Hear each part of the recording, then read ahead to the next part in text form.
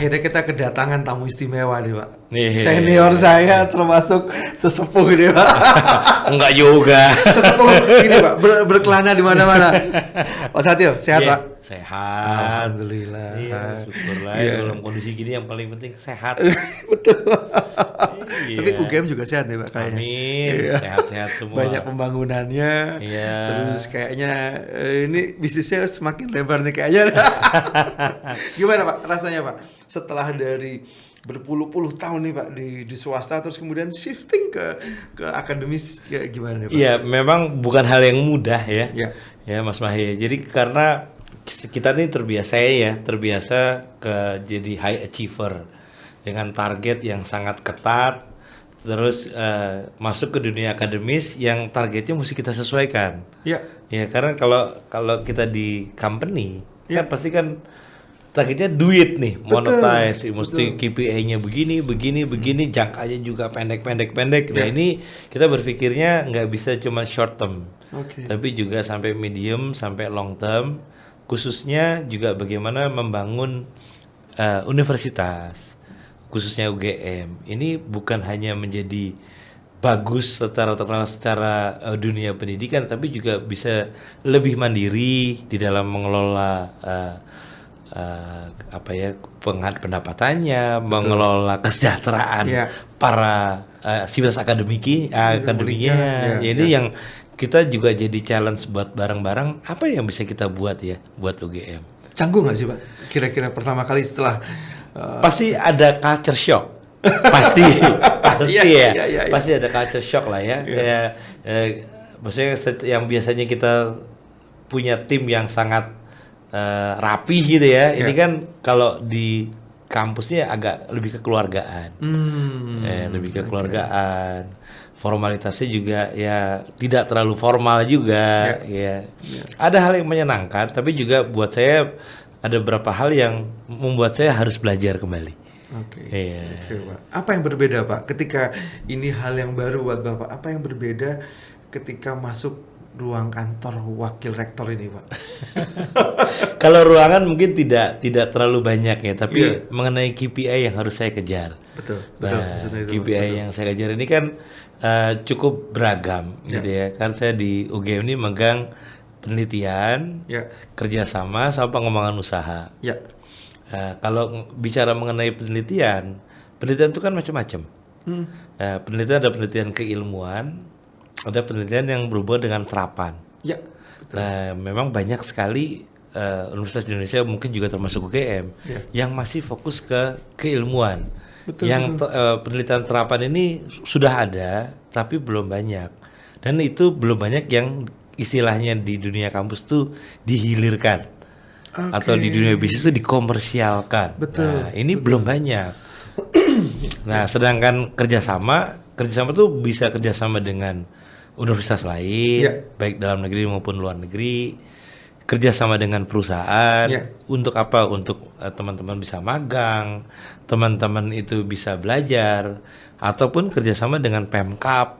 Apa hubungannya sama Pemkab? Nah, karena Pemkab itu ternyata butuh putra-putra daerahnya itu bisa sekolah di UGM, dan kerjasama dengan kita tuh paling nggak lebih diperhatikan, terutama daerah terluar, ya, yang tertinggal dan terluar dan terjauh, itu kita perhatikan, dan mereka kepingin nanti kalau mereka jadi alumni bisa lulus dari UGM bisa kembali ke daerahnya, membangun daerahnya.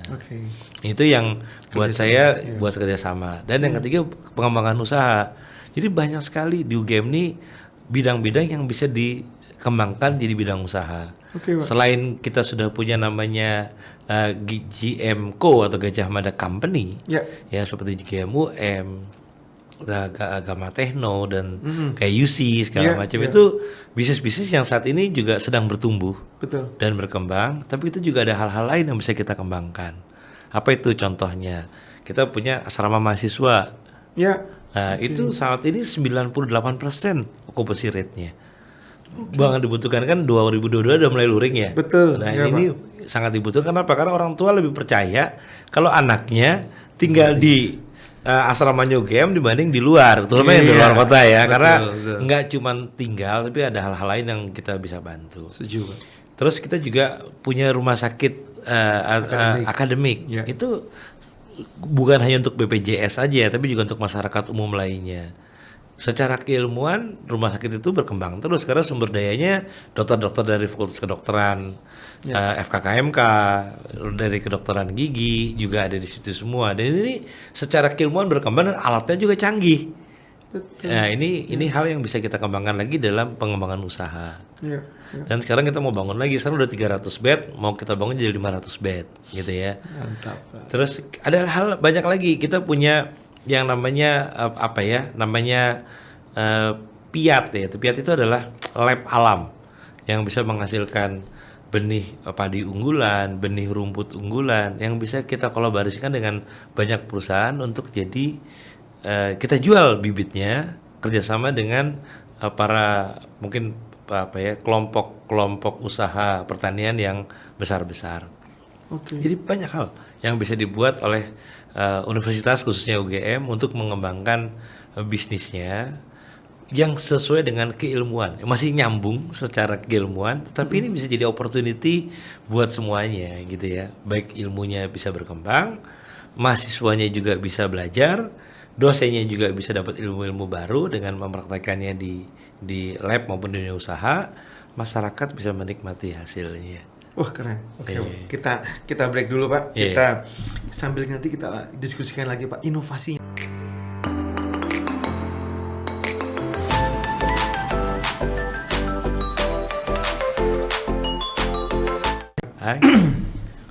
Nah balik lagi Pak. Kalau tadi inovasi ini kan mau nggak mau kan melibatkan UGM sebagai bagian dari entitas pentahelixnya ini gitu ya Pak. Nah, apakah kemudian Pak Satyo melihat perspektifnya kultur yang ada di UGM sudah mampu menerima? Tadi kan Pak Satyo sudah ngomong nih, ada culture shock nih Mas. Culture shock betul. Iya, culture. Termasuk dari sisi turunan anak-anaknya nih Pak yang itu Pak. Kira-kira gimana Pak? Iya, setuju. Memang nggak mudah ya. Teman-teman inventor, akademisi ini kan memang punya kebanggaan akan keilmuannya, gitu ya. Punya kebanggaan keilmuan. Jadi kalau mereka melakukan penelitian itu adalah apa yang mereka suka. Apa mereka suka dan kalau bisa canggih, ya, sophisticated. Nah kadang-kadang yang mereka suka, canggih, sophisticated ini belum tentu pasar butuh. Belum tentu pasar butuh hari ini gitu ya. Nah, ini tugas saya adalah bagaimana menjembatani antara yang dibutuhkan pasar sama yang diinginkan oleh para ilmuwan itu untuk melakukan riset. Jadi ini tinggal memberikan alignment Pak ya. Memberikan kita sharing lah. Ya kita akan bentuk namanya forum, Inventor Investor Forum. Apa itu Pak? Nah, jadi ini pertemuan antara para investor atau dunia industri. Mereka bisa cerita nih dengan bahasanya mereka apa sih yang pasar butuhkan hari ini, apa yang pasar butuhkan tahun depan, apa yang pasar butuhkan mungkin 5 tahun lagi berdasarkan hasil risetnya di masing-masing perusahaan atau di dunia usaha, dunia kerja. Sementara dari teman-teman inventor atau akademisi, dia akan cerita apa yang sudah mereka buat loh selama ini. KI kekayaan intelektual apa yang sudah mereka hasilkan. Atau policy brief apa yang sudah mereka buat yang mungkin juga industri nggak tahu. Yang ini bisa di-sharing juga. Oh, ternyata ini bisa kawinkan satu sama lain dan bisa saling mengisi satu sama lain. Itu yang pertama. Yang kedua, dari hasil feedback masing-masing tadi, mungkin mudah-mudahan si para inventor ini juga jadi melihat, oh ternyata industri, masyarakat, pasar tuh butuhnya ini loh. Mungkin yang saya buat sudah benar, cuma mesti saya pertajam lagi, perdalam lagi, atau saya geser sedikit sesuai dengan apa yang saya buat, tetapi lebih sesuai dengan yang dibutuhkan oleh market. Dan sebaliknya dari industri juga bisa ngelihat, oh yang ada di UGM ini bisa saya pakai, tetapi mungkin perlu sedikit modifikasi. Oke. Nah, modifikasi apa? Nah, saya bilang ke researchernya, tolong dong, saya butuh ini udah bagus, tapi saya butuhnya yang agak digeser ke kanan dikit, apa agak diperdalam sedikit di sini, ini bisa saya pakai. Itu nantinya ini Pak, sorry saya potong Pak. Jadi yang bikin saya penasaran adalah sampai seberapa jauh kemudian itu mengubah navigasi UGM. Itu kan pasti akan mengubah Pak. Betul. Dan memang ini bukan hal yang mudah, terutama untuk teman-teman researcher yang memang asik dengan dunianya. Memang ini apa ya? Ini kan mindset mereka gitu ya. Nah, ini kita tawarkan ke mereka.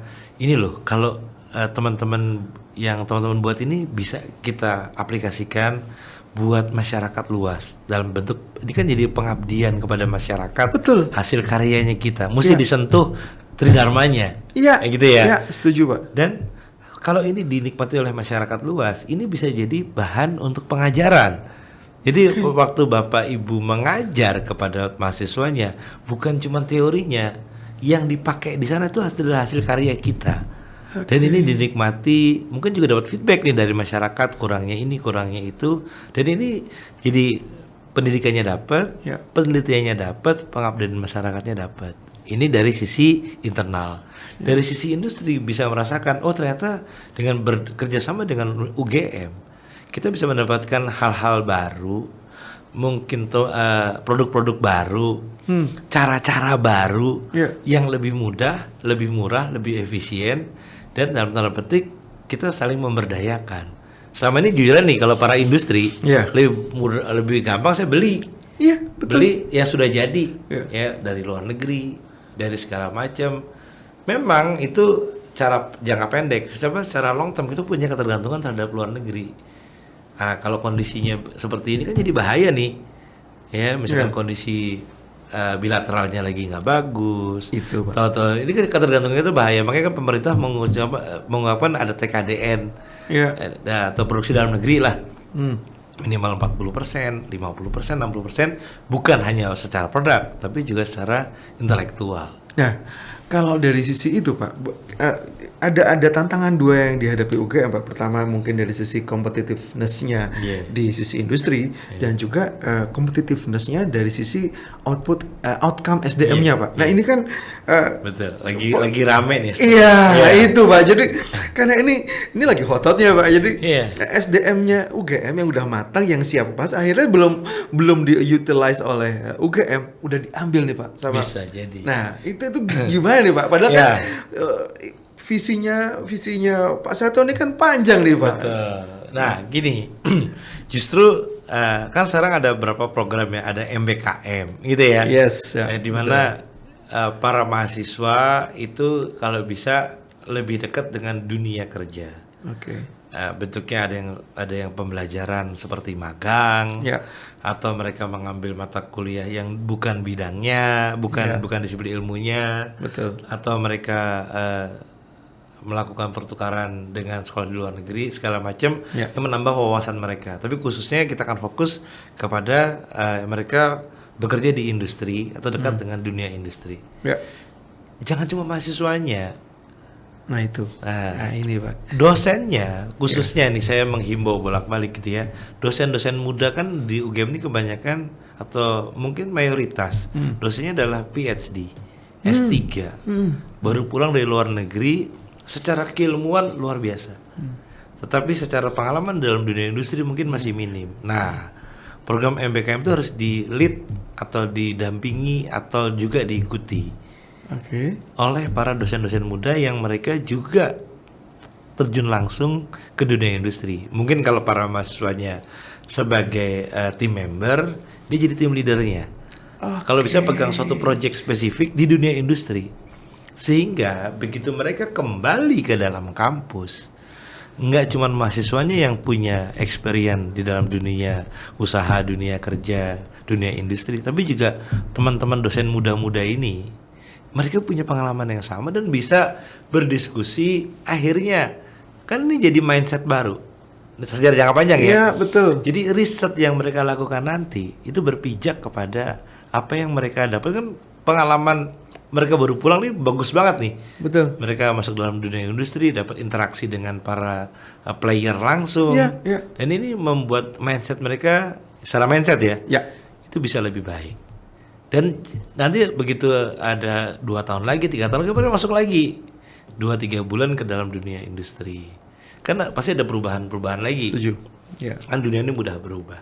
Nah ini buat mereka mempertajam, sharpening the show, buat teman-teman dosen, dan secara keilmuan apa yang mereka pelajari, apa yang mereka ajarkan, bukan hanya based on textbook atau pengalaman buku-buku di luar negeri, tapi adalah kisah nyata apa yang mereka kerjakan di industri atau di dunia bisnis di Indonesia. Nah, tahan dulu Pak, tahan dulu, ini kayaknya semakin panas nih Pak. Oke Pak, kita break dulu Pak.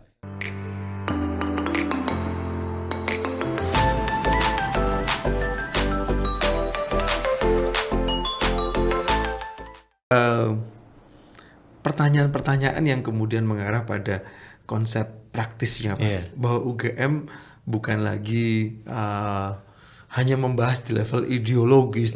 Nah ini akan jadi PR berat Pak buat Pak Satyo, karena selain backgroundnya praktisi Pak, nah ini kan bukan dosen. Kira-kira gimana nih Pak? Ini challenging nih Pak. Iya betul. Saya memang nggak bisa sendirian lah ya. Saya mesti disupport. Kebetulan juga saya ngerasa di UGM ini para kolega saya, pimpinan saya, Bu Rektor, para wakil rektor yang lain, senat akademik, majelis ulama itu begitu support gitu ya. Mereka punya pemikiran yang sama untuk merubah UGM sebagai PTNBH ini tumbuh bersama dengan kebutuhan dari masyarakat di Indonesia. Dan dengan adanya supporting ini membuat saya ngerasa pertama lebih hangat, kedua ngerasa disupport, dan yang ketiga juga teman-teman yang ada di lapangan ya, para dekan, para wakil dekan, direktur-direktur tempat saya itu juga punya pemikiran yang sama. Mereka kepingin berubah, mereka kepingin ini sesuai dengan apa yang ada di masyarakat. Ini membuat pergerakan pengungkitnya ini lebih bagus gitu ya. Betul nggak mudah, karena kan ini membutuhkan gerakan yang masif dan cukup besar, memang step by step. Tapi ini saya ngerasa paling nggak satu supportnya dari para kolega, atasan, dan tim itu satu luar biasa. Dan yang kedua, ini terjadi competitiveness atau persaingan. Betul. Nah, persaingan ini mempermudah kita atau saya untuk mendorong. Look, Nadra University sama-sama dalam negeri loh, itu sudah berbuat begini. Masa kita ketinggalan? Ini kan jadi menciptakan musuh bersama. Betul. Atau tujuan bersama. Kalau tujuan bersama lebih susah, musuh bersama. Alah loh, nanti kita di perankingan gara-gara ini, gara-gara itu. Dan ini akan konsolidasi akan lebih mudah terjadi karena kita punya tujuan atau musuh bersama.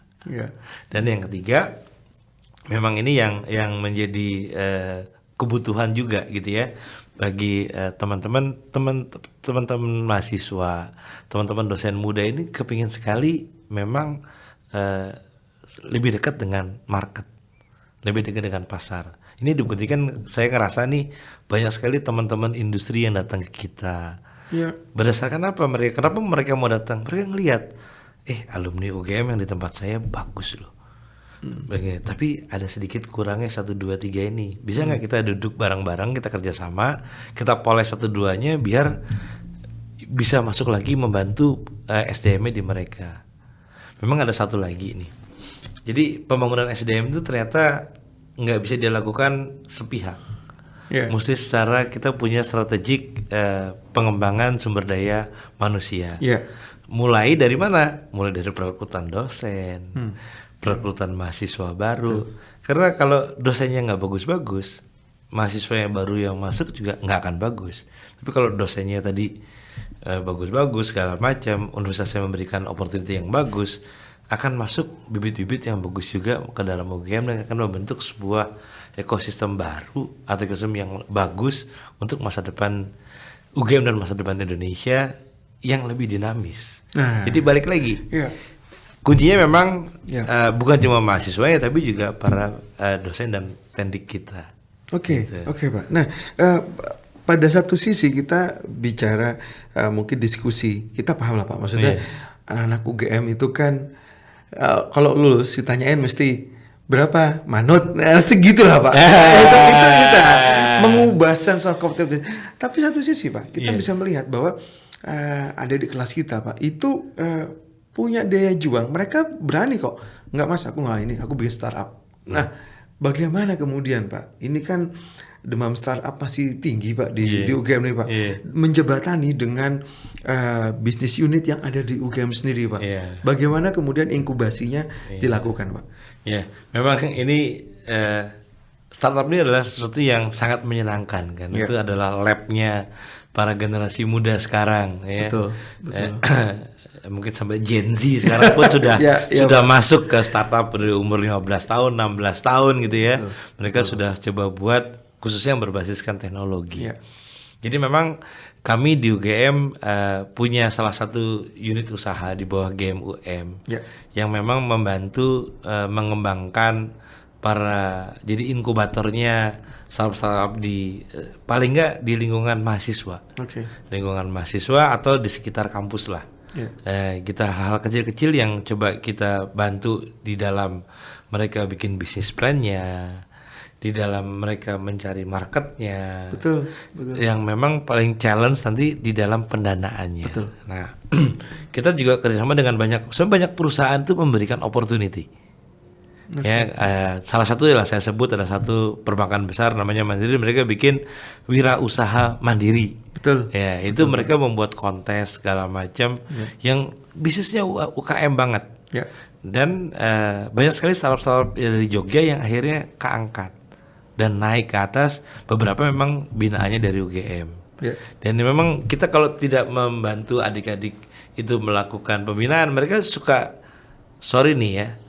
banyak yang akhirnya kalah sebelum muncul gitu ya. Tapi nggak apa-apa. Maksudnya gini, ada satu sikap mental yang perlu. Kemarin saya habis membuka acara itu juga di Visipol gitu ya. Sikap mental yang jangan mudah patah. Karena kita tahu bahwa sejarahnya si Mas Menteri, Mas Adin pun nggak langsung ujuk-ujuk Gojek. Betul. Berapa puluh atau berapa ratus startup company yang dia kerjakan itu akhirnya belum berhasil. Belum berhasil, akhirnya muncullah 1-2 yang agak berhasil dan mungkin muncul 1 atau 2 yang berhasil. Dan ini mesti spirit pantang menyerah ini mesti kita bangun bersama, dan dengan ketemunya kolaborasi antara banyak startup dalam bentuk ajang diskusi segala macam ini memperkuat, saling memperkuat, kita wadahi lah di UGM. Satu pertanyaan titipan nih Pak. Jadi itu ini dengan segala effort dan wajah baru UGM Pak, nanti makin naik apa SPP-nya nih Pak?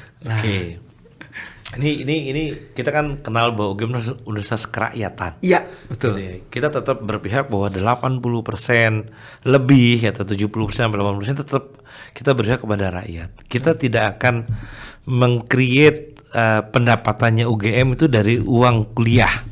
Bukan, sekitar garis bawah bukan uang kuliah. Jadi kita memang salah satu tugas saya adalah memberikan additional income buat UGM.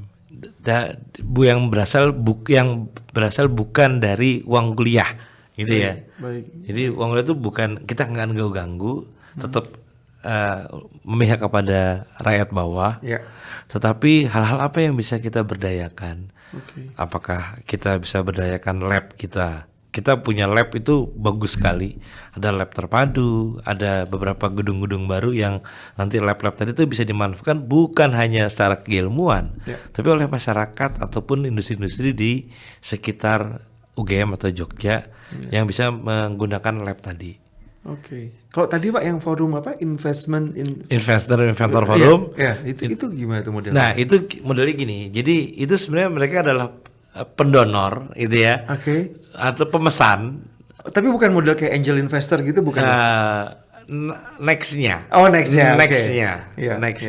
Setelah itu ketemu, kan bisa jadi teman-teman startup ini bisa masuk di tengah-tengahnya. Kan ini inventor sama investor ketemu dulu. Berdasarkan kebutuhan yang diceritakan oleh para investor. Nah, hal-hal apa yang oleh teman-teman dari inkubasi ini yang bisa yang sudah kita punya database yang bisa kita angkat juga. Nah ini kan jadi bisa jadi alternatif angel investor gitu angel fund buat mereka. Atau kita juga bisa bawa nih ke mereka untuk ke forum-forum kayak tadi Wirausaha Mandiri, mungkin BNI, Telkom, PLN dan sebagainya. Oke Pak. Kami berharap sebetulnya sih Pak, kalau memang ini investor forum ini bisa terbuka Pak ke publik dan memang sudah ada bentuk realnya Pak. Nah ini adik-adik kita bisa dibantu Pak. Pasti. Memang ini baru pertama juga ya. Nanti kita lakukan pun masih di awal tahun depan. Oh modelnya apa sih Pak? Conference atau workshop atau apa? Workshop lah sebenarnya ya. Jadi mungkin bisa 2 hari gitu ya, 2 hari. Hari pertama bisa ada berapa tokoh-tokoh dari investor, tokoh-tokoh dari investor untuk saling sharing. Betul. Terus kita juga akan ada showcase-nya juga. Showcase dari KI-KI kita, baik yang sudah dihilirisasi maupun yang masih menjadi KI-KI kita. Dan mungkin juga nanti ada produk-produk dari investor kita yang akan dimunculkan, ini loh produk yang kita jual atau ini loh jasa yang kita jual. Dalam bentuk apakah dalam bentuk fisik atau dalam bentuk video yang menjadi feedback juga buat para inventor. Oh ini toh yang dibutuhkan. Oh kita bisa buat. Oh ini kita bisa ciptakan. Nah ini dulu karena ini memang sedang kita kerjakan ya saat ini. Abis itu mungkin banyak feedback dari teman-teman investor. Saya nggak cuma butuh ini, saya butuh hal-hal lain lagi yang baru yang mungkin sudah dibuat oleh para startup kita dan yang sudah kita fasilitasi. Ya ini yang jadi ajang berikutnya. Ini sebenarnya series. Kita mulai dari 15 Januari ini untuk internal gitu ya. Kita sudah undang mereka tapi dalam bentuknya banyakkan kayak seminar atau satu arah. Nah, yang di Januari atau Februari itu adalah workshop yang benar-benar ajang komunikasi yang intens. Mudah-mudahan itu memberikan satu buah dalam bentuk apakah kerjasama baru, pemahaman baru, atau hal-hal baru yang membuka mata kedua belah pihak. Oke Pak. Itu. Kita tunggu Pak. Kayaknya podcast harus dipindah sampai UGM sana nih. Iya nanti.